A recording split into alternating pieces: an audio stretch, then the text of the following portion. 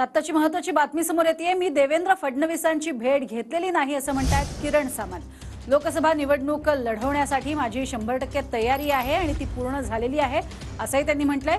तर सिंधुदुर्ग रत्नागिरी लोकसभा निवडणूक लढवण्यावर किरण सामंत हे ठाम आहेत, पण श्रेष्ठी जो निर्णय घेतील तो आम्हाला मान्य असेल असंही किरण सामंतांनी म्हटलंय। अजून गेलेलो नाही भेटायला, उद्या वरिष्ठांबरोबर चर्चा करून निर्णय घेऊ।